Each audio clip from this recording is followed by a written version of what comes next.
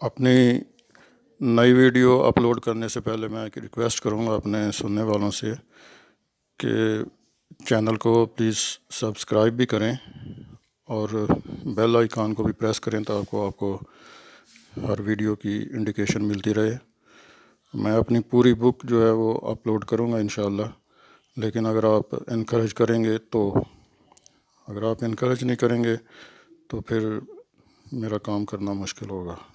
तो लिहाजा सुनने से पहले ये नज़्म, इसको चैनल को सब्सक्राइब भी करें और बेल आइकन को भी प्रेस करें। शुक्रिया।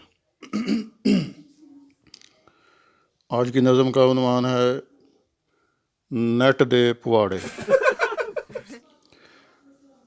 जदों दा ए नेट आया सब भुल गए काम धंधे नूं, बंदा भुल गया अपनी बुढ़ी, बुढ़ी भुल गई बंदे नूं।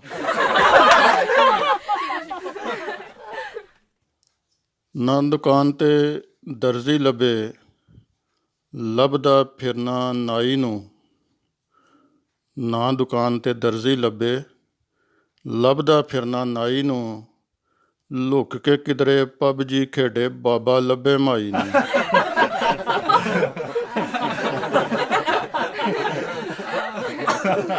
बीबियां खाना पकाना भुलियां, बीबियां खाना पकाना भुलियां, ऑनलाइन कुकिंग पसंद है। मैं क्या अज पकाया कुछ नहीं, कहन लगी नेट बंद है।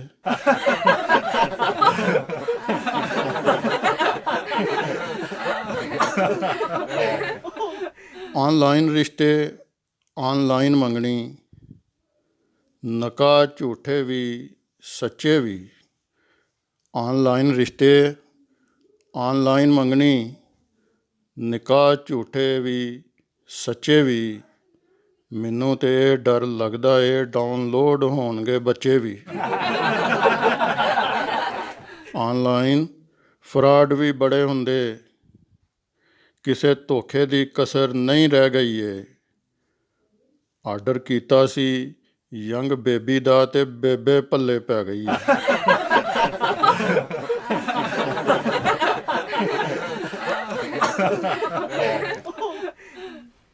खाण पीण दी सौण दी होश नहीं, खाण पीण दी सौण दी होश नहीं।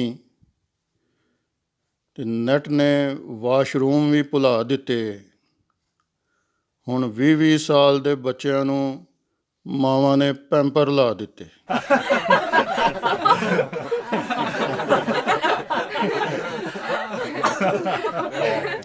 नौजवान दूल्हा दुल्हन घर लिआया ते दोवें यूट्यूब विच खो गए। नौजवान दूल्हा दुल्हन घर लिआया ते दोवें यूट्यूब विच खो गए। होश आई ते एक दूजे वल तकिया, दोवें 50-50 साल दे हो गए।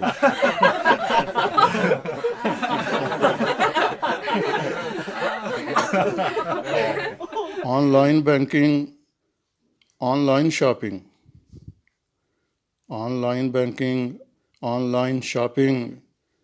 इम्तिहान भी ऑनलाइन ने, वैसे स्टूडेंट गिद्दड़ ने, ऑनलाइन ही लाइन ने।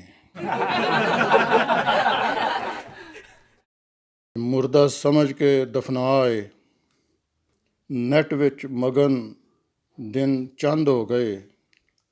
मुर्दा समझ के दफनाए जदों नेट विच मगन दिन चंद हो गए। उस वक़्त शुजा मैनू होश आई जदों कबर विच सिग्नल बंद हो गए। बहुत शुक्रिया।